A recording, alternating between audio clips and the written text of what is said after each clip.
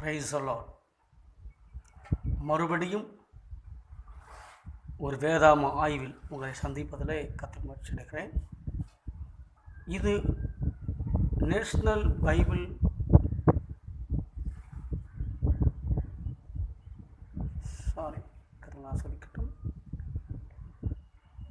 National Christian assembly வழங்கும் சத்தியத்தின் பார்வை நிகழ்ச்சி. உங்களை அன்புடன் அழைக்கின்றோம்.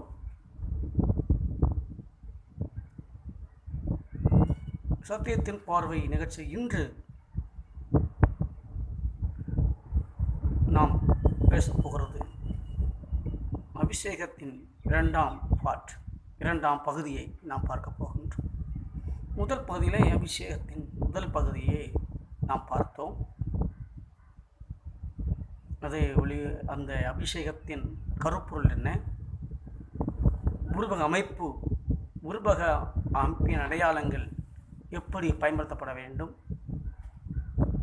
அதற்கு பயன்படுத்தப்படுகிற ஒலிவ எண்ணெய் விசேஷம் என்ன, ஏன் ஒலிவ எண்ணெய் பயன்படுத்துகிறார்கள், எந்தெந்த நிலைகளில் அபிஷேகம் என்ற வார்த்தை பயன்பாட்டில் இருந்தது என்றெல்லாம் நாம் கற்றுக்கொண்டோம். இன்று மறுபடியும் உங்களை சந்திப்பதிலே கர்த்தருக்கு மகிழ்ச்சி அடைகிறேன். இது சத்தியத்தின் பார்வை நிகழ்ச்சி. உங்கள் சகோதரன் பாஸ்டர் எம். ஜான். நாம் கண்களை மூடி இன்றைய நாளின் தொடர்ச்சிக்காக நாம் ஜெபிக்கலாம். எங்கள் அன்பின் பரலோக தகப்பனே, ஆஸ்வதிக்கப்பட்ட நல்ல விசேஷமான இந்த காலை வேலைக்காக நன்றி சொல்லுகிறோம். இந்த கால வேளையிலே நாங்கள் தந்திருக்கிறோம். ஆண்டவரே, எங்களை தாழ்த்தி வறுமையாக்குகிறோம். நீர் பேசும், நாங்கள் கேட்கட்டும்.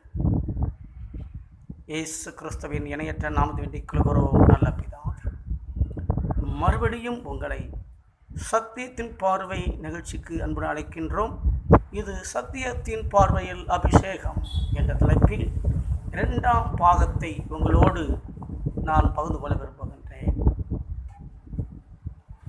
நாம் ஆயத்தமாவோம்.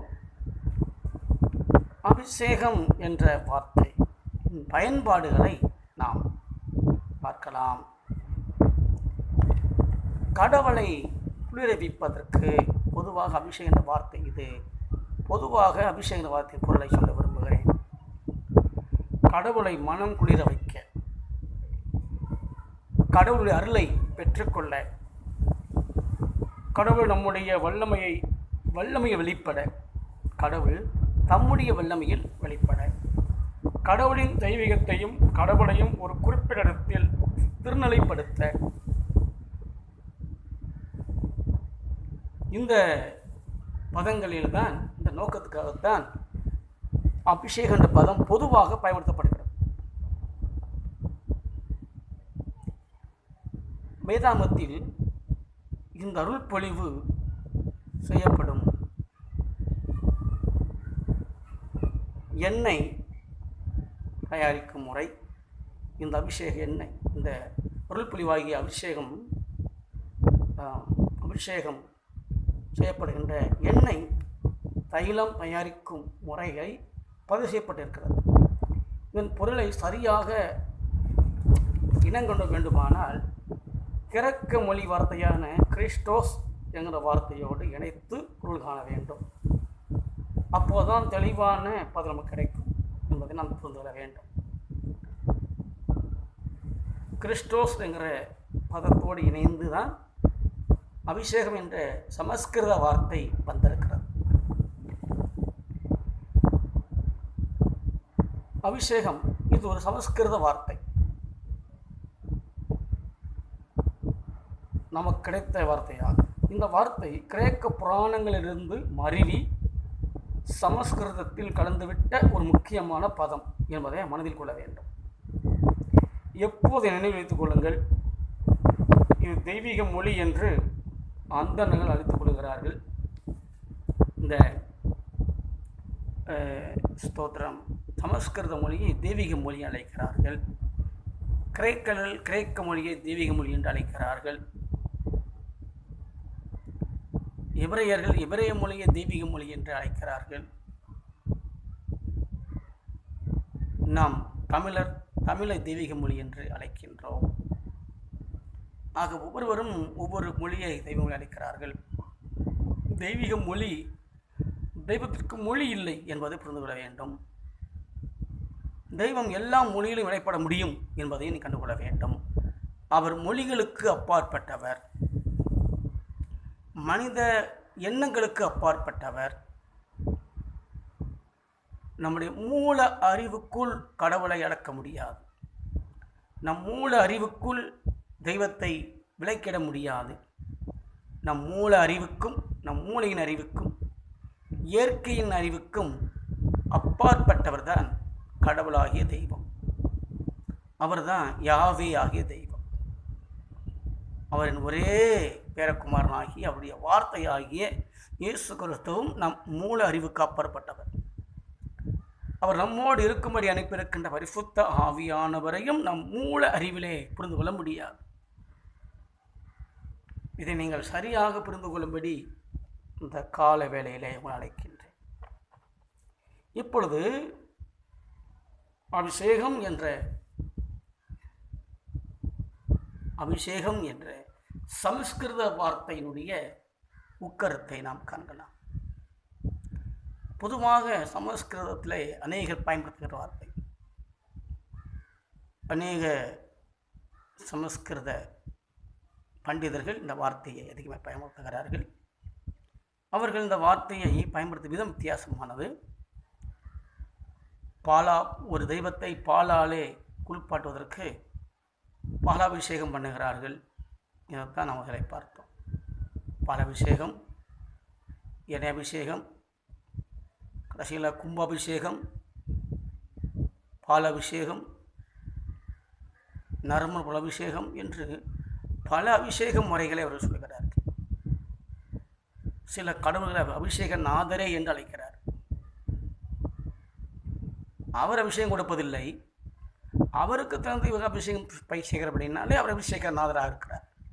ஆனால் நம்முடைய நாதர் அப்படி அல்ல. அவர் நம்ம அபிஷேகிக்க போவதில்லை, நாம் அவர் அபிஷேகிக்க போவதில்லை. அவரே நம்ம அபிஷேகிக்கிறார் அப்படின்னா அவர் தான் உண்மையான அபிஷேக நாதராக இருக்க முடியும். அபிஷேகம் பண்ணுகிறவர் கர்த்தர், அபிஷேகம் பண்ணப்படுகிறவர் நாம் இருக்கிறோம். அதனாலே இந்த சமஸ்கிருத வார்த்தையின் உட்பொருளை நாம் கண்டுகொள்வோம். இது கிரேக்க புராணத்திலிருந்து எடுக்கப்பட்டபடியினாலே, கிரேக்க புராணத்திலே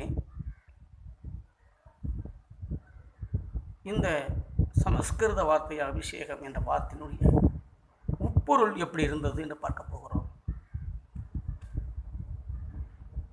ஒரு சம்பவ நடையிலே இதை விளக்க நான் விரும்புகிறேன். ஒரு சிற்பி இருக்கிறான். அவன் தினந்தோறும் போது வருதுமாக இருக்கின்றான். அந்த சிற்பியை நாம் தேவனை கர்த்தர் என்று நாம் வைத்துக்கொள்வோம். அவர் தான் சிறந்த சிற்பி, நமக்கு தெரியும். அவர் உங்களை உள்ளங்கையிலே வரைந்து வைத்திருக்கிறார். சில மொழிபெயர்ப்புகளிலே அவர் உள்ளங்கையிலே செதுக்கி வைத்திருக்கிறார் என்று இருக்கிறது. ஒரு சிறந்த சிற்பி அவர் தான், சிறந்த டிசைனர் அவர் தான். அதனால் அவரிடமிருந்து நாம் மனை வைத்துக்கொண்டு இந்த சிந்தையை தருவோம். ஒரு சிற்பி இருக்கிறான். சிற்பி போய்கொண்டு வந்து கொண்டு இருக்கிறான். பல நாட்களாக ஒரு நாளை ஒரு கல்லை கண்டுபிடிக்கிறான். அவன் கல்லை கண்டுபிடிக்கிறான். கடவுளாகிய தெய்வம் நம்மளை ஒரு நாள் கண்டுபிடித்தார். எங்கே கண்டுபிடித்தார்? நாம் அவருடைய சிந்தையிலே அவர் நம்மை கண்டுபிடித்தார். அவர் சிந்தையில் நாம் இருந்தோம். ஆவியின் மனிதனாக அவர் சிந்தையில் இருந்தோம். அவர் இமேஜில் இருந்தோம். அவர் இமேஜ் பண்ணின அந்த உருவத்தை தான் அவர் பூமியிலே கொண்டு வந்தார். அதுதான் நீங்கள் நானும். உபாகமம் புத்தகத்திலே வாசிக்கும் பொழுது, நான் உங்களை உளையான சேற்றிலே கண்டுபிடித்தேன் என்று சொல்வதை வாசிக்கிறோம். உளையான சேற்றில் அவர் கண்டுபிடித்தார் நம்மளை. இப்போ முதலாவது அபிஷேகம் பண்ணப்பட்ட நீங்கள் நானும். அபிஷேகம் என்பது முதலாவது படி என்ன? கண்டுபிடிக்கப்படுதல். ஆம், கண்டுபிடிக்கப்பட்டவன் நான். இது மனிதன் கண்டுபிடிப்பு அல்ல, நம்முடைய பெற்றோரின் கண்டுபிடிப்பு அல்ல. இது நீங்கள் நானும் தேவனின் கண்டுபிடிப்பு. அவர் நம்மை கண்டுபிடித்திருக்கிறார். எப்படி அமெரிக்க வெஸ்பூக்கி வாஸ்கோட காமா அதை சுற்றிய பொழுது அமெரிக்காவை அவர் கண்டுபிடித்தார். மெகலனும் மேற்கு தீவை கண்டுபிடித்தார். ஆனால் அமெரிக்க வெஸ்பூகி என்பவர் அந்த தீவில் வந்து உட்கார்ந்து கொண்டார். அவர் அங்கே ஆராய்ச்சி பண்ணினாலே அமெரிக்க கண்டத்திற்கு அமெரிக்கா என்ற இவருடைய பெயர் வைக்கப்பட்டார். அமெரிக்க வெஸ்பூகி என்பவருடைய பெயரின் நினைவாக அமெரிக்கா வைக்கப்பட்டது. ஆக அமெரிக்கா கண்டுபிடித்தவர் அமெரிக்க வெஸ்பூகி என்று செல்லமாக அழைக்கப்படுவதை நாம் பார்க்க முடியும். இங்கே நாம் கவனிக்க வேண்டிய காரியம் என்ன? நாம் கண்டுபிடிக்கப்பட்டவர்கள். அபிஷேகத்து முதல் படி கண்டுபிடிக்கப்படுதல். சரி. இரண்டாவது, கண்டுபிடித்த அந்த கல்லை அவன் தேர்ந்தெடுக்கிறான். த செலக்டட். அபிஷேகத்தின் இரண்டாவது பகுதி தேர்ந்தெடுக்கப்படுகிற ஒரு அனுபவம். தேவன் நம்மளை கண்டுபிடித்தார். எங்கே கண்டுபிடித்தார்? எபேசியர் 1ஆம் அதிகாரத்தில் அதற்கான விடையை பரிசுத்த பவுல் எபேசியர் திருச்சபைக்கு எழுதும்போது மிகவும் அழகாக எழுதுகிறார். உலகம் உண்டாதுக்கு முன்னமே கர்த்தர் உங்களையும் என்னையும் தெரிந்து கொண்டார். எப்போது தெரிந்து கொண்டார்? உலக படைப்புகளுக்கு முன்னாடி. எதற்குள் தெரிந்து கொண்டார்? கிறிஸ்துவுக்குள் தெரிந்து கொண்டார். கிறிஸ்துவுக்குள் தெரிந்து கொண்டார். எதற்காக தெரிந்து கொண்டார்? அவர் முன்பாக அன்புள்ளவராகவும் பரிசுத்தமுள்ளவராகவும் கரையற்றவராகவும் குற்றமற்றவராக இருக்கும்படிக்கு அவர் நம்மை உலகத்தொடு முன்னமே கிறிஸ்துவுக்குள் நம்மை தெரிந்து கொண்டார்.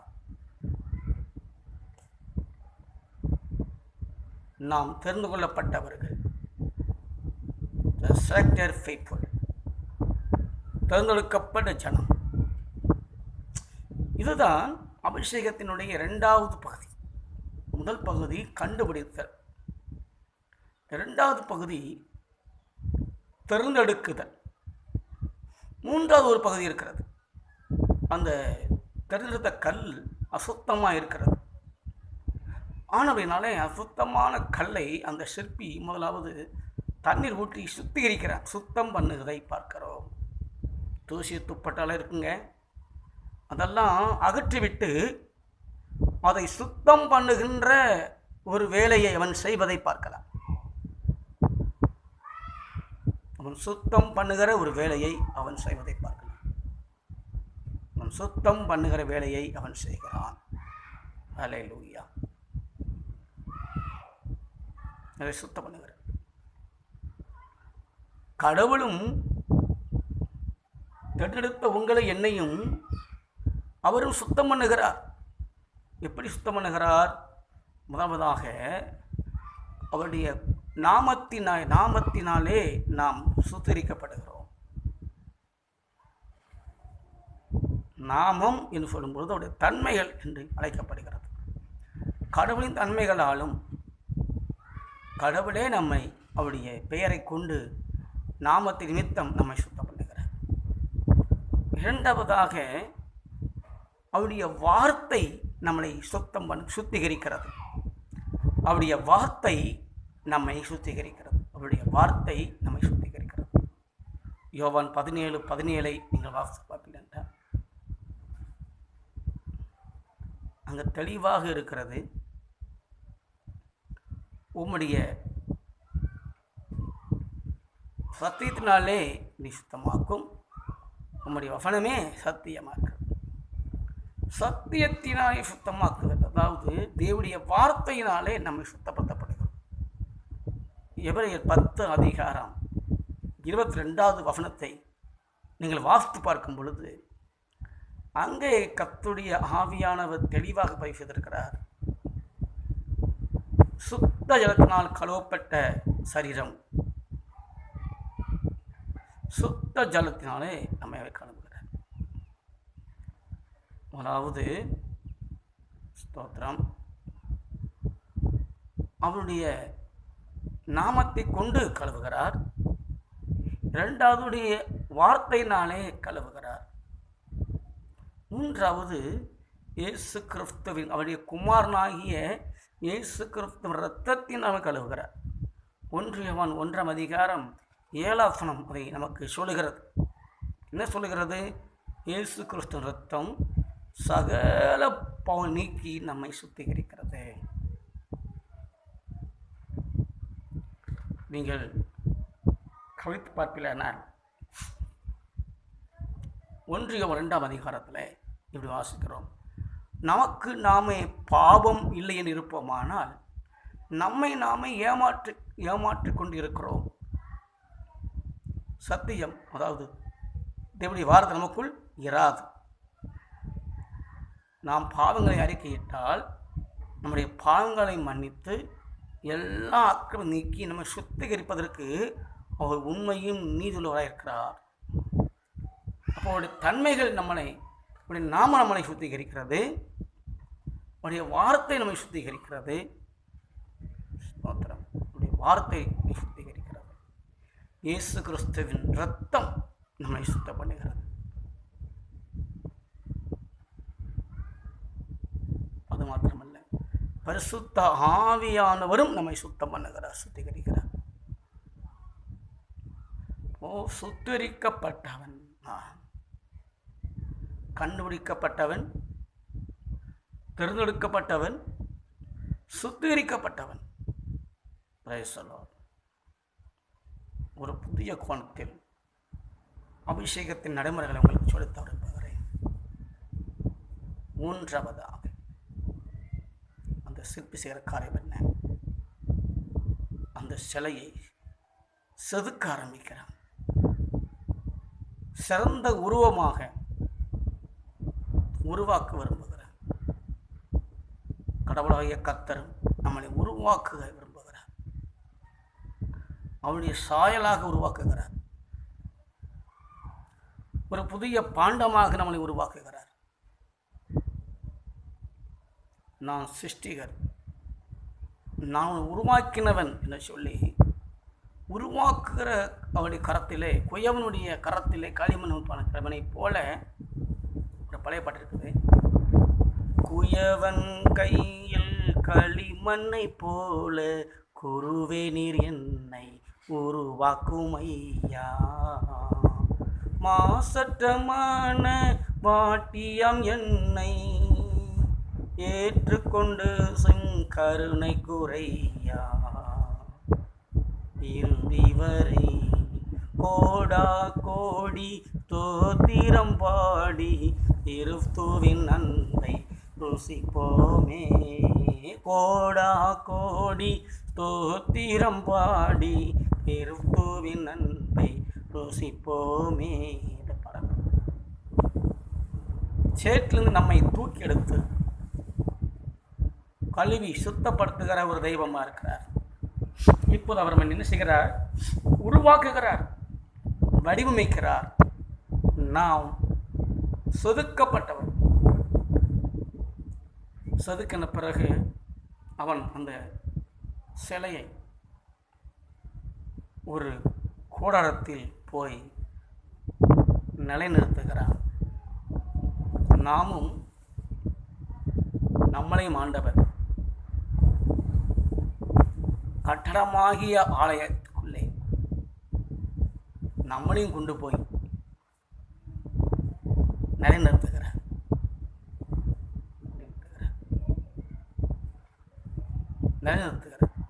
அவருடைய சமூகத்தில் நம்மை நிலைநிறுத்துகிறார்.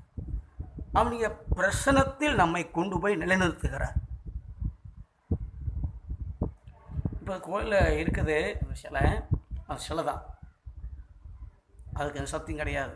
அது ஒரு கல், அது கல் தான், சத்தியம் கிடையாது. அது மேலே அதுக்கு முன்பாக அந்த சிற்பி கூட தாழ் விழுந்து வணங்க மாட்டான். ஏன்னா வந்து அதை உருவாக்குனா அவன் தாழ் வணங்குவதில்லை. ஆனால் இது நடக்கிறது தெரியுமா? அந்த சிலை மேலே எண்ணெய் ஊற்றுகிறார்கள். அந்த சிலை மேலே எண்ணெய் ஊற்றுகிறார்கள். பலவிதமான சடங்குகளை, தெய்வீக சடங்குகளை, தெய்வீக சம்பிரதாயங்களை அதுக்கு செய்கிறார். செய்து முடித்த பிறகு அது சிலை அல்ல, அது சாமியாகிறது. அதில் அதை உண்டாக்கினவனே தாழ விழுந்து பணிகிறான்.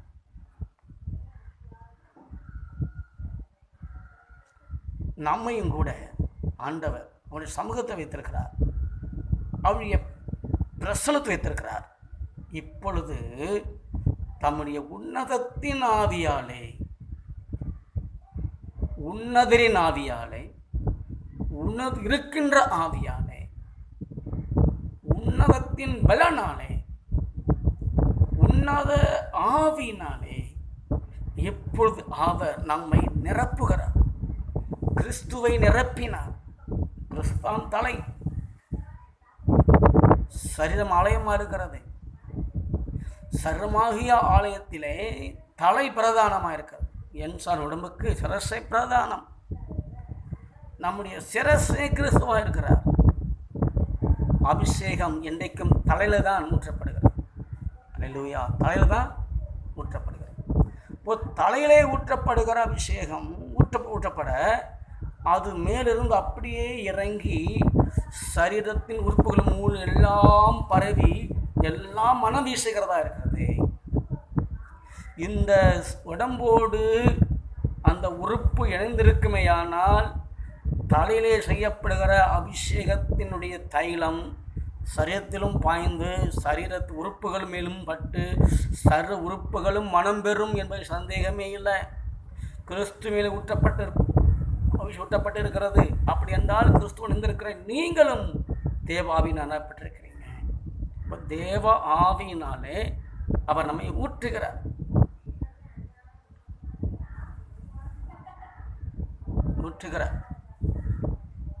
ஏசாயா தீர்க்கதரிசி உன்னதத்திலிருந்து ஆவி ஊற்றப்படும் மட்டும் அப்படி இருக்கும், ஊற்றப்பட்டால் வனாந்திரம் செழிப்பாக மாறும் என்று முன்னறிவித்தார்.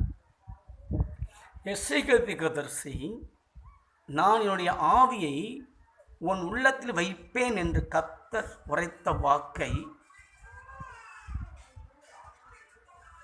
அவன் முன்னறிவித்தான்.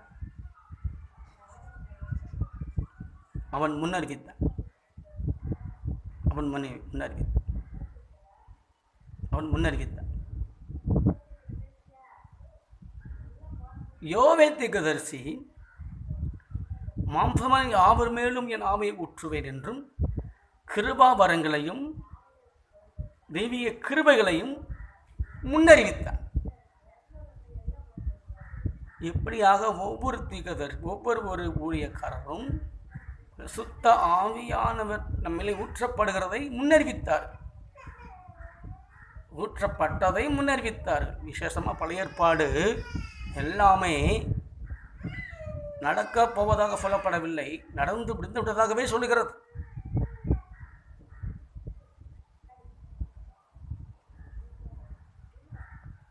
அதைத்தான் ஆண்டவர் லூக்கா 24:49 சொல்லுகிறார். உன்னதத்தின் பல நாள் நீங்கள் தரிப்பிக்கப்படுவரை அதாவது பிதாவின் வாக்கு தத்தம் உங்கள் நிறைவேறும்படியாக,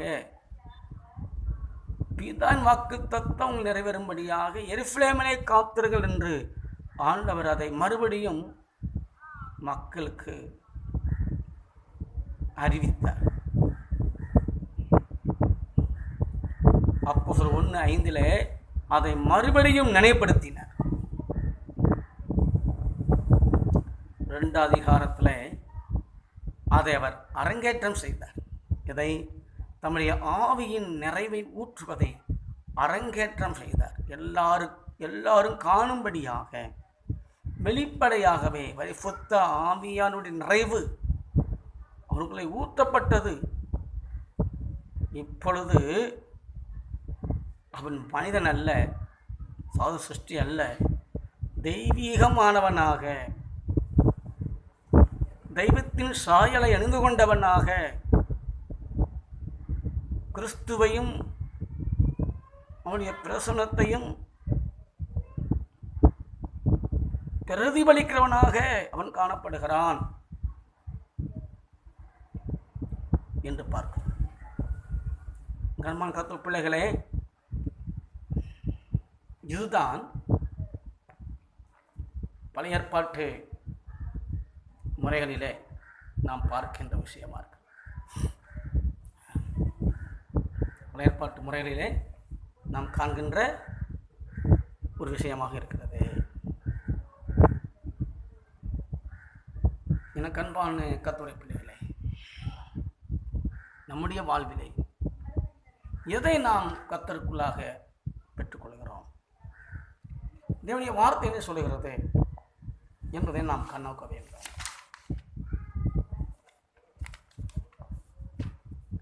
இதுதான் அந்த சமஸ்கிருத வார்த்தையினுடைய அபிஷேக வார்த்தையினுடைய உட்கருத்தாய் உட்பொருளாய் இருக்கிறது. தம்முடைய சிந்தையிலே அவர் நம்மை கண்டுபிடித்தார், தெரிந்து கொண்டார். பின்பு பூமியின் தூள் கொண்டு நம்மளை வடிவமைத்தார். தமது ஆவியில் அவனை ஆவிக்குரிய உயிருள்ள மனிதனாக வெளிக்கொண்டு வந்து நிறுத்தினார். அவன் பாவம் செய்த பொழுது மகிமை இழந்தான், தெய்வத்தன்மை இழந்து போனான். அவனை மீண்டும் தெய்வ செயலாக மாற்றவே தமது குமாரனாகிய இயேசு கிறிஸ்துவை அனுப்பினார். அவரை அபிஷேகித்தார். கிறிஸ்து என்றால் அருள் பொழிவு என்ற அர்த்தம், அதாவது அபிஷேகம் பண்ணப்பட்டவர் என்ற அர்த்தம் என்ற அது மீட்பு என்ற வார்த்தைக்கும் சமமாயிருக்கிறது. கிறிஸ்து அவனை தெரிந்து கொண்டு தம் இரத்தத்தால் கழுவி பரிசுத்த ஆவியின் பலத்தால் நிரப்பி தெய்வீக தன்மைகளை மறுபடியும் அவனுக்குள் கொண்டு வந்தார். அல்லேலூயா. இதுதான் அபிஷேகத்தின் பொருளாயிருக்கிறது. அபிஷேகத்தின் பொருளாயிருக்கிறது. சரி, இரண்டாவதாக இந்த அபிஷேகம் என்ற வார்த்தை, முதலாவது நாம் சமஸ்கிருத வார்த்தையில் என்ன அர்த்தம் என்று பார்த்திருக்கிறோம். இதே அபிஷேகம் என்ற வார்த்தை எபிரேயத்திலே வரும்பொழுது அபிஷேகம் பண்ணப்பட்டவர் என்ற பொருளுடைய மெசியா என்ற வார்த்தையிலிருந்து அதை நம்ம எடுத்துக் கொள்ள முடியும். மேசியா, மேசியா என்றால் தேர்ந்தெடுக்கப்பட்ட தலைவர், செலக்டட் லீடர் என்று பொருள்படுகிறது. மக்களை விடுவிக்கவும் மக்களை விடுவிக்கும் மீட்பராகவும் மக்களின் பிரதிநிதியான கிறிஸ்து இயேசு. அல்லேலூயா. மக்களை விடுவிக்கும் மீட்பர், மக்களின் பிரதிநிதியாக இயேசு கிறிஸ்து அதிக பொறுப்புகளை மக்களுக்கு கொடுக்கும்படியாக ஒரு உன்னதமான நிகழ்வு தான் இந்த அபிஷேகம். பழைய ஏற்பாட்டில் மக்களை விடுவித்து விடுவிக்கும்படி இரட்சகனை ஏற்படுத்தினார். ஜனங்கள் அநேக முறை பாவம் செய்த பொழுது பல மக்கள் புறஜாதி மக்களிடம் அடிமை இருந்தார்கள். அப்படி அடிமையாக இருந்தவர்களை அவரை விடுவிக்கும்படி கர்த்தர் நியாயாதிபதிகளை தெரிந்து கொண்டு அர்ச்சகரை தெரிந்து கொண்டார், மேசியாக்களை கர்த்தர் தெரிந்து கொண்டார். மக்களின் அவர்களை என்ன செய்ய வேண்டும் என்றால் மக்களை ஞானம் விசாரிக்கவும், குறைகளை கேட்டு அதற்கு உதவி செய்யவும்,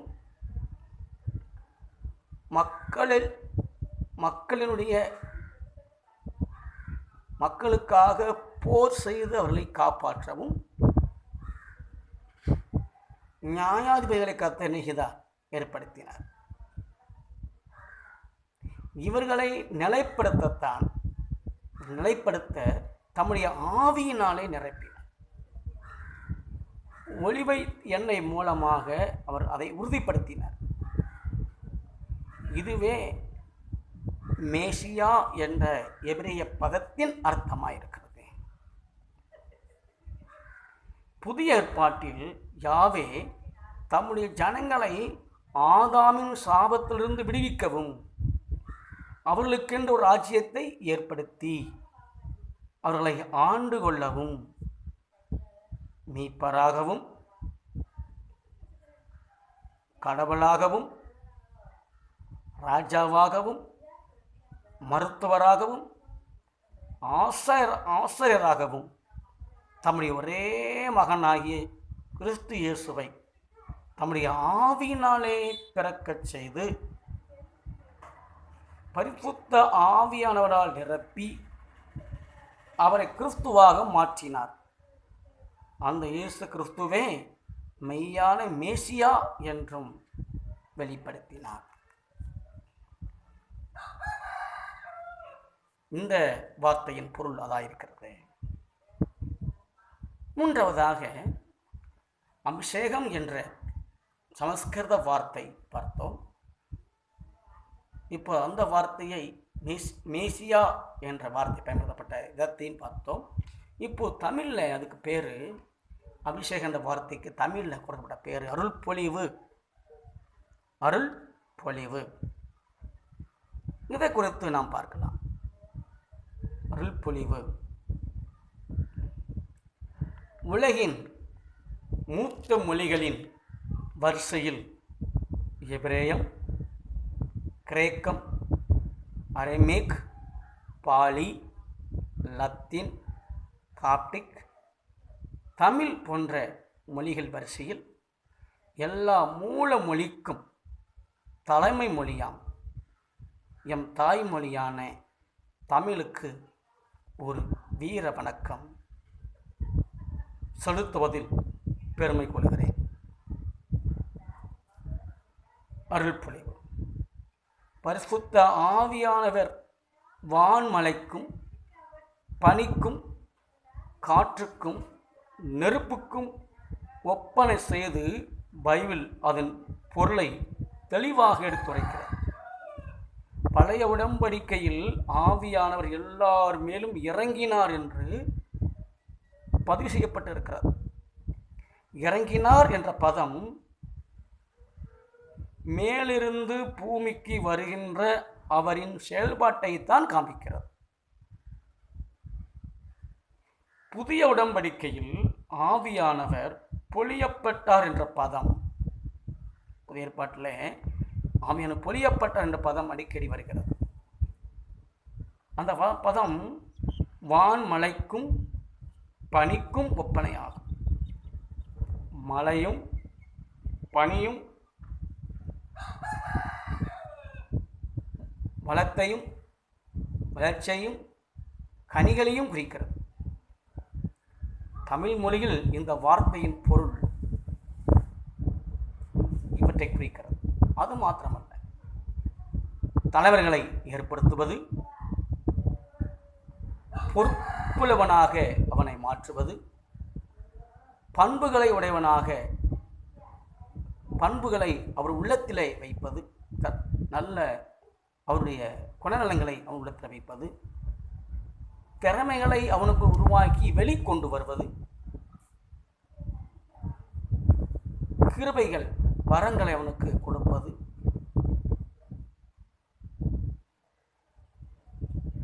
மூளை அறிவுக்கு மேலாக செயல்படுவதல், அதிகாரங்களை செயல்படுத்தவும் அதுக்கு கொடுக்கப்படுகிறது. இத்தனை காரியங்களும் அருள்பொழிவு என்ற வார்த்தை அடங்குகிறது என்பது மனதிலே கொள்ள வேண்டிய ஒரு காரியமாக இருக்கு. பரிசுத்த ஆவியானவர் மூலமாய் நமது கிருபைகள், திறமைகள், வரங்கள் ஆகியவற்றை கடவுள் தமது ஆவியின் மூலமாக மனிதனின் இருதயத்துக்குள் பொழிந்து அவருடைய சாயலாகவும் அவருடைய தன்மை உள்ளவனாகவும் கிறிஸ்து இயேசுவுக்குள் ஆவியானவர் மூலமாக மனிதனில் வைக்கின்ற உன்னத அனுபவம்தான் இந்த அருள்பொழிவு என்ற வார்த்தையின் பொருளாயிருக்கிறது. அல்லேலூயா. நீங்கள் இதை புரிந்திருப்பீங்க நம்புகிறேன். எவ்வளவு மேன்மையான அபிஷேகத்தை நாம் பெற்றிருக்கிறோம் என்று நமக்கு தெரியும். மூன்றாவதாக அடிக்கடி நாம் பயன்படுத்துகிற வார்த்தை அனாட்டிங். இந்த அபிஷேகம் என்ற வார்த்தையுடைய ஆங்கில வார்த்தை அனாட்டிங். எல்லாருமே அனாட்டிங்னு சொல்கிறார்கள் ஆங்கிலத்தில். அந்த வார்த்தை நம்முடைய இந்த சத்தியத்தின் பார்வை அபிஷேகம் தொடரிலே நாம் வைத்திருக்கின்றேன். தொடர்ச்சியாக நாம் இப்போ 2ஆம் பாகத்துக்கு வந்திருக்கின்றோம். 2ஆம் பாகத்தில் பேசிக்கொண்டோம். இப்பொழுது ஆங்கிலத்தில், அதாவது அனாட்டிங் என்ற வார்த்தையினுடைய பொருளையும் நாம் சரியாலையும் கொள்ள வேண்டி உங்கள் அழைக்கின்றேன். அதாவது தொடர்பு எல்லைக்குள் வைத்தல், அதாவது தொடர்பு எல்லைக்குள்ளே என்ற பொருள்படுகிறது. கிறிஸ்தவ சபைகள் அடிக்கடி பயன்படுத்தும் இந்த ஆங்கில வார்த்தை, கிறிஸ்தவர்கள் அடிக்கடி இந்த ஆங்கில வார்த்தை பயன்படுத்துகிறாங்க. அனாட்டிங் பெற்றீங்களா? அனாட்டிங் சூப்பராக இருந்ததுங்க, அனாட்டிங்காக இருந்ததுங்க என்றெல்லாம் கேள்விப்பதை பார்க்கிறோம். ஆங்கில மோகம் மறைந்து தமிழ் மீது காதல் வராதோ என்பதே தமிழ் கிறிஸ்தவனின் இயக்கமாக மாற வேண்டும். அனாட்டிங் என்ற வார்த்தையை அடங்கியிருப்பவற்றை நாம் பார்க்க போகிறோம். முதலாவது எல்லைக்குள் அமர்தல். அந்தந்த எல்லைக்குள்ளே அமர்வது. இரண்டாவது காந்த புலத்திற்குள் இருத்தல். மூன்றாவது வட்டத்துக்குள் இருத்தல். நாலாவது பிரசனத்தின் எல்லைக்குள் இருத்தல். பிரசனத்தின் எல்லைக்குள் இருத்தல் என்று நாம் பார்க்கின்றோம். இப்போது நாம் என்னுடைய உட்கருத்திலே தொலைத்தொடர்புக்குள் இருத்தல், இதுதான் அந்நாட்டினுடைய உண்மை அர்த்தமாக இருக்கிறது. அதை சிந்திக்க போகிறோம். தொலைத்தொடர்பு வட்டம். எல்லா மக்களிடமும் அலைபேசி இருக்கிறது. சில வேளை பிற மக்களிடம் தொடர்பு கொள்ளும்போது சில எதிர்ப்பதங்கள் வருகிறது. அதை கவனித்து நாம் சரி செய்ய வேண்டும். என்ன எதிர்ப்பு வருகிறது? நீங்கள் ஒருவிடம் அலைபேசி பேசும்போது சில எதிர்ப்பதங்கள் வருகின்றன. முதலாவது எப்படி வருகிறது என்றால், வேறு ஒருவருடன் பேசிக்கொண்டு இருக்கிறார் என்று வரும். வேறு ஒருவருடன் பேசிக்கொண்டிருக்கிறார். ஆவியானவரும் கூட, தேவனும் கூட உங்களுடன் தொடர்பு கொள்ளும் பொழுது உங்களிடம் வருகின்ற பதில் என்ன? இவர் வேறு ஒருவருடன் பேசிக்கொண்டிருக்கிறார் என்று வருகிறதா? ஆவியானவர் பேசும்படி விரும்புகிறார், தேவன் பேசும்படி விரும்புகிறார். அவர் பேசும்போது நம்முடைய பதில் எப்படி இருக்கிறது என்றால், நீங்கள் பேச போகிற அந்த மனிதன் அல்லது நீ பேச போகின்ற திருச்சபை வேறு ஒருவருடன் தொடர்பு இருக்கிறது என்ற வார்த்தை அவருக்கு அனுப்புகிறதா? இரண்டாவது ஒரு வார்த்தை வருகிறதை பார்க்கிறோம். வேறு ஒருவருடன் தொடர்பு இருக்கிறார். நம்முடைய தொடர்பு வேறு தொடர்பு இருக்கிறதா? தேவனோட தொடர்பு கொண்டு இருக்கிற வேண்டும் தவிர வேறு அவர் தொடர்பு கொள்ள வரும்போதெல்லாம் வேறு ஆள்கிட்ட தொடர்பு வச்சிருக்கிறாருன்னு சொன்னால் என்ன அர்த்தம்? வேறு ஒருடன் நாம் தொடர்பு வைத்திருக்கின்றோமா? கிறிஸ்துவோடு தொடர்பு வைத்திருக்கின்றோமா? எந்த பதில் நாம் அவருக்கு கொடுக்கின்றோம்? மூன்றாவதாக ஒரு பதில் அனுப்புகிறோம். அவர் தொடர்பு எல்லைக்கு வெளியே நிற்கிறார். தேவன் தொடர்பு கொள்ள வேண்டிய அந்த வட்டத்துக்கு அவன் இல்லை, அவன் வெளியே இருக்கிறான். அதனால தேவனுக்கு அவனுக்கு இடையில அந்த தொடர்பு அத்து போச்சு. சரியான ரேஞ்சி கிடைக்கிறதில்ல, சரியான தொடர்பு கிடைக்கிறதில்ல, அலவரிசை கிடைக்கிறதில்ல. ஏன்னா அவர் அந்த தொலை தொடர்பு வட்டத்துக்கு வெளியே நிற்கிறார். அநேக வேளைகளிலே நாம் தொலை தொடர்புக்கு தேவனுடைய தொடர்புக்கு அந்த வட்டத்துக்குள் வெளியே நிற்கிறோமா? அடுத்த ஒரு பதில் வருகிறத இன்னொரு பதிலை அனுப்புகிறோம். அவர் பிஸியாக இருக்கிறார். பிஸி, எப்போ பார்த்தாலும் பிஸி. அவர் தொடர்பு முதலான பிஸியாக இருக்கிறோம். அவரோட பேச நேரம் இல்லைங்க, நேரம் இல்லை. ஒரு சிறுவிலை இருந்துச்சு, இந்த சொல்லிச்சு, அம்மா நேரமாச்சு, வாங்க சபைக்கு போவோம், சர்ச்சுக்கு போவோம்னுச்சு. அந்த அம்மா சொன்னாங்க, இருப்பா எனக்கு இப்போது நேரம் இல்லை என்று அந்த தாயானவள் தகப்பனானவன் சொல்லி கொண்டிருந்தார். ஒரு நாள் இந்த வாலிபன், இந்த சிறு குழந்தை வாலிபன் ஆனால் அவன் முதியவன் ஆனான். இப்பொழுது அவனுக்கு நேரம் இருந்தது. மகளே வா, நாம் மாலைக்கு செல்லலாம் என்று கூப்பிட்டான். மகள் சொன்னால், அப்பா எனக்கு நேரம் இல்லை, பின்பு பார்த்து கொள்ளலாம். நாம் எதை விதைக்கின்றோமோ அதை அறுப்போம். தேவனோடு தொடர்பு கொள்ள முடியாதபடிக்கு நாம் பிஸியாக இருக்கிறோமா? பிஸிங்கிற வார்த்தை என்ன அர்த்தம்னா அதிகப்படியான அலுவல், அதிகப்படியான வேலை என்று சொல்கிறார். ஆனால் கிறிஸ்தவ வெப்ஸ்டர் அகராதியில் அந்த வார்த்தைக்கு ஒரு அர்த்தம் கொடுக்கப்பட்டிருக்கிறது. பொதுவாக ஒரு அர்த்தம் கொடுக்கப்பட்டிருக்கிறது. என்னன்னா, பிஸி என்பது சோம்பேறிகளின் தொழிற்சாலை என்று எழுதப்பட்டிருக்கிறது. சாக்குப்போக்கு சொல்லுகிறவருடைய மனநிலை என்று எழுதப்பட்டிருக்கிறது. அது 100% உண்மையாக இருக்கிறது. அப்புறம் ஒரு பதிலை, இவர் அழைப்பை எடுப்பதில்லை. அவரை அழைக்கும்போது அழைப்படுத்த பேசுவது கிடையாது. கடைசியாக ஒன்று சொல்லப்பட்டிருந்தது, அவர் உங்கள் அழைப்பை வேறொரு நம்பருக்கு பார்வர்டு செய்திருக்கிறார், அல்லது வேறொரு நம்பருக்கு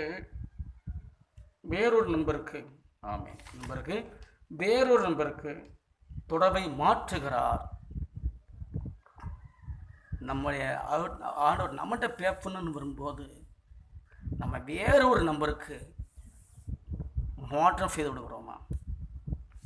கடைசியாக ஒரு வார்த்தை வருகிறது, இப்போது அவர் செல்போனை அணைத்து வைத்து விட்டார். சுவிட்ச் ஆஃப் என்று வருகிறது. நிகழ்வில் ஆண்டவர் நம்முடைய பேச வரும்போதெல்லாம் சுவிட்ச் ஆஃப் என்று தான் வருகிறது. நம்முடைய மனதின் குரல், நம்முடைய ஆவிக்குரிய மனிதன் குரல், நம்முடைய செவிகள், நம்முடைய சிந்தனைகள், நம்முடைய எண்ணங்கள், நம்முடைய செயல்பாடுகள் எல்லாம் அப்படித்தான் இருக்கிறது. யாவே தம்முடைய பரிசுத்த ஆவியானவர் மூலமாக, தமது குமாரன் இயேசு கிறிஸ்து மூலமாகவும் அவருடைய பிள்ளைகளுக்கு பொழியும் போது அந்த பரிசுத்த ஆவியானவர் கிறிஸ்து இயேசு வார்த்தை மூலமாயும் அவரின் பிரசனத்தின் மூலமாயும் நம்மோடு தொடர்பு கொள்ளும் போது அதற்கு நமது பதில் எப்படி இருக்கிறது என்பதை சிந்திக்கும்படி உங்களை நான் அழைக்கின்றேன். கடவுளுடைய தொடர்பு எல்லையில் என்ன? கடவுளுடைய அந்த தொடர்பு எல்லை என்ன? எந்த தொடர்பு எல்லைகள் இருந்தால் கடவுளோடு நமக்கு சிக்கனம் கிடைக்கும், நம்ம ரெண்டு பேரும் பேசணும், நானும் அவரும் பேச முடியும். முதலாவதாக அமைதி நேரம், குவைட் டைம், தியான நேரம். இது கிறிஸ்துவின் கடவுளுடைய தொலைதொடர்பு வட்டத்துக்குள் நம்மளை கொண்டு வந்துவிடும். இரண்டாவது தெய்வீக பிரசன்னம். மூன்றாவது, புதிய உடன்படிக்கையின் பிரமாணத்துக்குள் நாம் இருக்கும்போது அவரோடு நமக்கு சிக்கல் கிடைக்கிறது. கடவுளுடைய வார்த்தையோடு நெருங்கிய தொடர்பு நமக்கு இருக்கும்போது சிக்கல் கிடைக்கிறது. கடவுளுடைய இதயமும் நமது இதயமும் சங்கமிக்கின்ற ஜெப அறை டவர் கிடைக்கின்ற இடமா இருக்கிறது. ஆமாம், கடவுளின் சமூகத்தில் நாம் காத்திருப்பது அது ஒரு தொடர்பு எல்லை. கடவுளின் சமூகத்தில் நன்றியோடு கூடிய துதியினை நாம் செலுத்துவது ஒரு தொடர்பு எல்லையாக இருக்கிறது. உபவாசத்தின் மூலமாக தேவன் தொடர்பு கொள்வது, உபவாசம் என்பது கூட ஒரு தொடர்பு எல்லையாக இருக்கிறது. இந்த விதமான தொடர்பு எல்லைக்குள் இருந்தோமானால் அவர் தொடர்பு கொள்ளும் போது நம்ம பதில் என்ன? மேலே கண்ட எதிர்பதில்கள் நாம் இருக்குமேயானால் நாம் பெற்ற அபிஷேகம் மறுபரிசீலனை செய்ய வேண்டும் என்பதை மனதில் கொள்ளுங்கள். ஆவியானவரின் செயல்பாட்டினை அறிந்து புரிந்து நம்முடைய வாழ்வை சரிப்படுத்திக் கொள்வோமாக. இந்த ஆவியானவரின் உதவி, கிறிஸ்துவின் வார்த்தையின் உதவியும் பெற்று எப்போதும் ஆவியானவருடைய பிரசனத்துள் இருக்கின்ற வாழ்க்கையே இந்த அனாட்டிங் என்ற வார்த்தையின் அர்த்தமாயிருக்கிறது. துணை பிள்ளைகளே, நாம் என்ன செய்ய போகின்றோம்? நாம் என்ன செய்ய போகின்றோம் என்பதை நாம் கருத்தில் கொள்வமாக வேண்டும். இப்போ என்ன செய்ய போகின்றோம்? என்ன செய்ய போகிறோம் என்பதை நீங்கள் தான் முடிவு செய்ய வேண்டும்.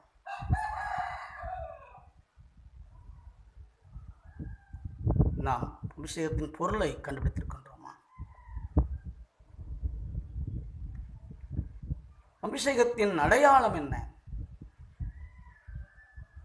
இன்று தங்களையே ஆவிக்குரிய சபை என்று பேசி திரியும் சில திருச்சபைகள் அபிஷேகத்தின் அடையாளம் அந்நிய பாசை என பேசி சில வசனங்களை மேற்கோள் காட்டி உபதேசித்து வருகிறார்கள். சத்தியத்தின் பார்வையில் சரியா என்பதை வேத வசன வெளிச்சத்திலே நாம் காண போகிறோம்.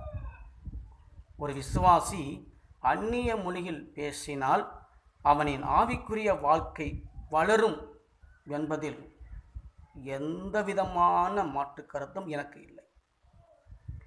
அந்நியவர் பேசினால் அவருடைய வாழ்க்கை மாறும், பத்துவத்தில் உண்டாகும் என்ற வேதாம் வசனத்தின் அடிப்படையை நான் நம்புகிறேன்.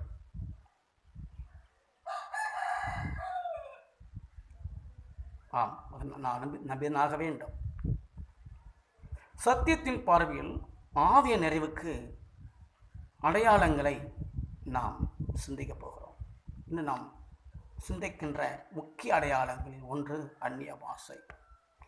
இந்த அந்நிய பாஷை என்ற இந்த அடையாளம்தான் பரிசுத்த ஆவியின் நிறைவுக்கு, அதாவது அபிஷேகத்திற்கு, அந்நாட்டிற்கு அடையாளம் என்று அவர்கள் பேசுகின்ற அநேகர் பேசுகிறார்களே, அது உண்மைதானா? அது வேதவசனத்தில் உண்மைதானா? அது மட்டும்தான் அடையாளமா? ஏன் அதுதான் அடையாளம் என்று சொல்கிறார்? அதற்கு அவர்கள் காண்பிக்கின்ற வசனங்கள் என்னென்ன? அந்த வசனங்களை அவர்கள் எப்படி புரிந்து கொண்டார்கள்? அவர்களுக்கு கொடுக்கின்ற விளக்கங்கள் என்ன? வசனத்தின் அடிப்படையில் சொல்கிறார்களே, உண்மையில் அவர்கள் மேற்கோள் காட்டுகிற அந்த வசனங்கள் எதை நோக்கமாக கொண்டிருந்தது என்பதை நாம் சத்தியத்தின் பார்வையில் வேதவசன வெளிச்சத்தில் எந்தவித சபை உபதேசத்துக்கு இடங்கூடாமல் நாம் சிந்திக்கப் போகின்றோம். இப்போது அந்நிய பாஷையை பேசிய இடங்களை உங்களுக்கு காட்ட விரும்புகிறேன். முதலாவது மேல் வீட்டறை. அப்போஸ்தலர் 2 அதிகாரம் 3ஆம் வசனத்தில் இருந்து நாம் வாசிக்கலாம். 2வது சமேரியா பட்டணத்தில் அப்போஸ்தலர் 8ஆம் அதிகாரம் 15ஆம் வசனத்திலிருந்து அதை வாசிக்கலாம். மூன்றாவதாக கொர்நேலியுவின் வீடு அப்போஸ்தலர் 10ஆம் அதிகாரம் 44 அதை நாம் வாசிக்க முடிகிறது. நான்காவதாக எபேசில் உள்ள சீசர்கள் அப்போஸ்தலர் 19ஆம் அதிகாரம் 6 அதை நாம் தொடர்ந்து வாசிக்கும் போது அதை கண்டுகொள்கிறோம். மேற்கண்ட நாம் வாசித்த சொன்ன அந்த பைபிள் வார்த்தையை கொண்டு ஆராய்ந்தொழியமாக இதன் பின்னணியத்தை நாம் தெளிவாக புரிந்து கொள்வோம். நாம் கண்ட மேல் வீடு, சமரியா பட்டினம், எபேசு, கொர்நேலி வீடு போன்ற இடங்களில் பரிசுத்த ஆவியை பெற்றபோது அந்நிய பாஷை பேசினார்கள் என்று பதிவு செய்யப்பட்டு உள்ளது. இதன் அடிப்படையிலேயே பரிசுத்த ஆவி நிறைவுக்கு அந்நிய பாஷையே அடையாளம் என்று தொடர் உபதேசங்கள் தோன்றினது. அதே வேளையில் பரிசுத்த ஆவிய நிறைவை பெற்றுக்கொண்ட ஒவ்வொரு இடங்களிலும் சம்பவத்தின் பின்னணியத்தில் தேவ நோக்கம் ஒன்று இருந்தது. 50 நாள் பண்டிகையின் போது முதலில் மேல் வீட்டறையில் கூடியிருந்த சீடர்கள் மேல் ஆவியானவர் இறங்கினார். அப்போது 2ஆம் அதிகாரம். அதுதான் வாக்குத்தத்தம் பண்ணப்பட்ட பரிசுத்த ஆவி இறங்கின முதல் சம்பவம்.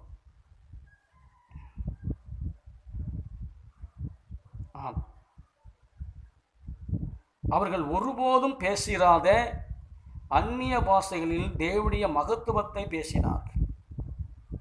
அவர்கள் பேசிய மொழிகளை தந்தம் மொழிகளிலே பல்வேறு நாடுகளை சேர்ந்த பக்தியுடைய யூதர்கள் கேட்டு ஆச்சரியப்பட்டார்கள். 2 அதிகாரம் 7-8 வசனங்கள். இந்த சம்பவத்தின்படி உபதேசத்தை நாம் உருவாக்கினால் பரிசுத்த ஆவியை பெற்ற அனைவரும் தங்கள் அறியாத ஆனால் பிற அறிந்த வேறு பாஷையில் பேச வேண்டும் என்றுதான் போதிக்க வேண்டும்.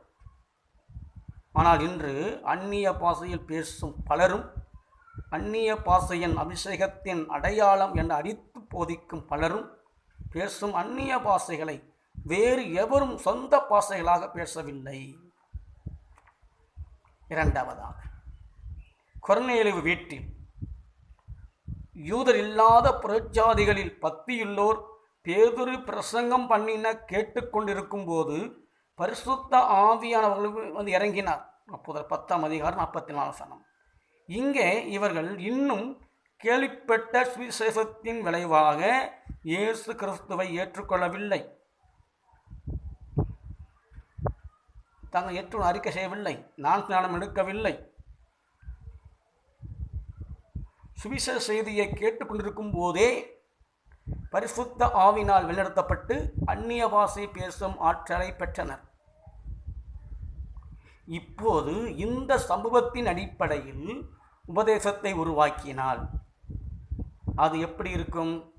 இயேசுவை ஏற்றுக்கொண்டு மீட்பராக அறிக்கை செய்யும் முன்பே, ஞானஸ்நானம் எடுக்கும் முன்பே, பிரசங்கம் கேட்கும் வேளையில் ஆவியாளர் அபிஷேகத்தை பெற்று அந்நிய பாஷையை பேச முடியும் என்று கூறும் இக்கட்டான நிலைக்கு நாம் தள்ளப்பட நேரிடும்.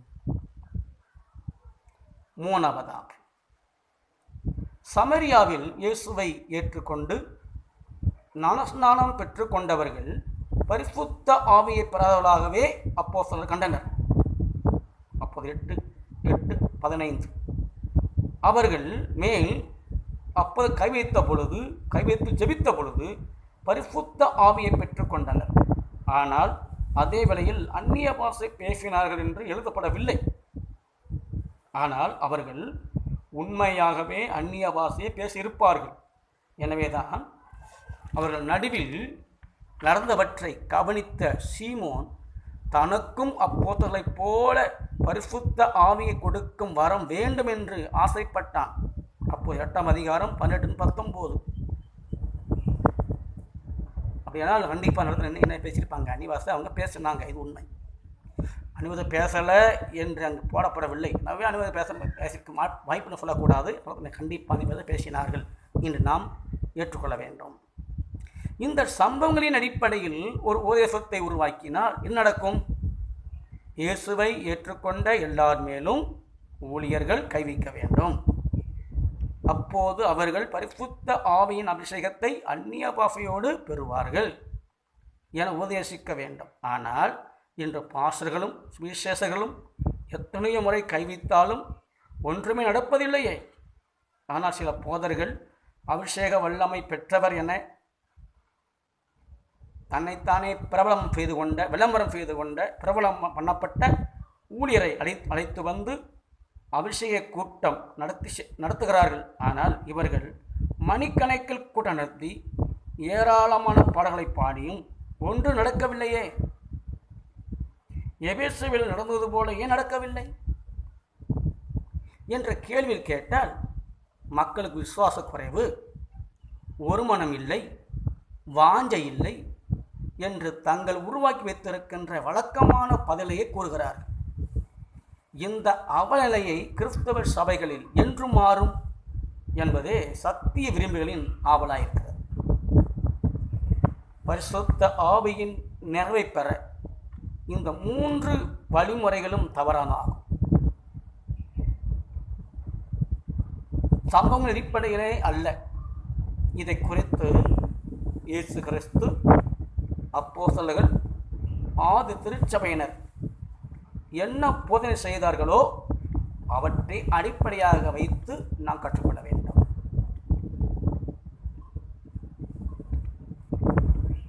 நான் உங்களுக்கு அறிவிக்கப் போகிறேன். வருகின்ற 3வது பகுதியில் அந்நிய பாஷையும் அதன் நோக்கமும். இந்த 4 இடங்களிலும் அந்நிய பாஷை ஏன் பேசினார்கள், எந்த நோக்கத்திற்காக பேசினார்கள், அந்த நோக்கத்தை இன்றைய திருச்சபை ஏன் மறந்துவிட்டது, நோக்கத்தை விட்டுவிட்டு பாசையப்படுத்திக் கொள்கின்ற அவநிலை ஏன் என்று நாம் சிந்திக்க விரும்புகிறேன் உங்களோடு. அதனால் 3ஆம் பதிவுக்காக எதிர்பார்த்து காத்திருங்கள்.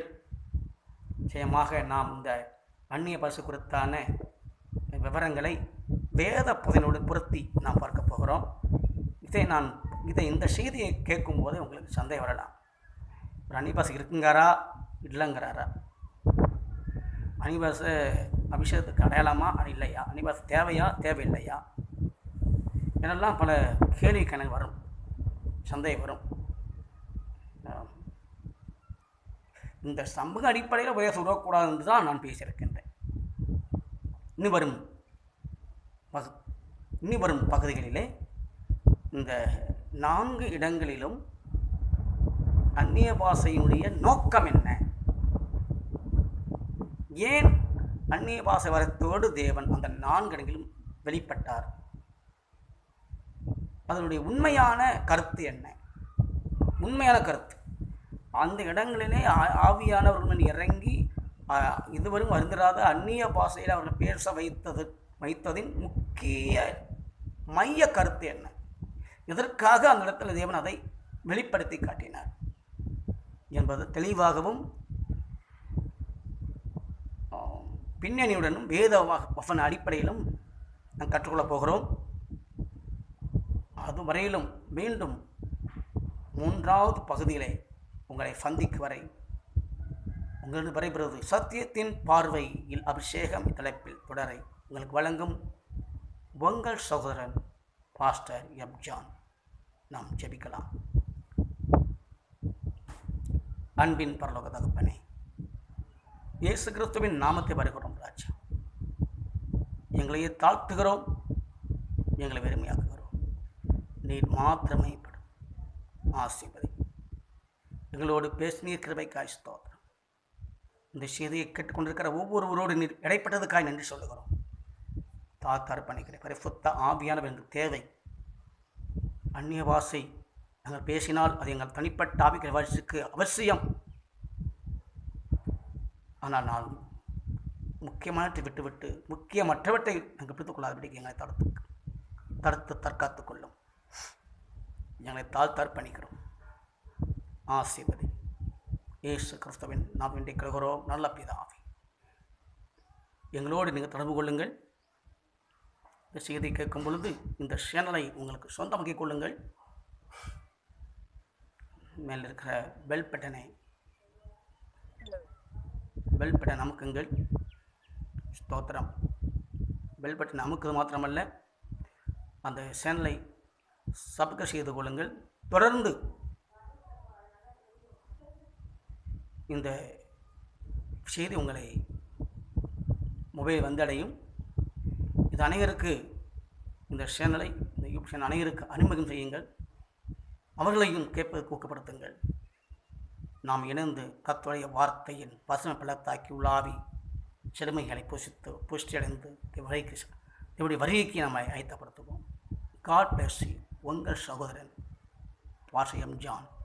இது சத்தியத்தின் பார்வை வேதாம ஆய்வு நிகழ்ச்சி.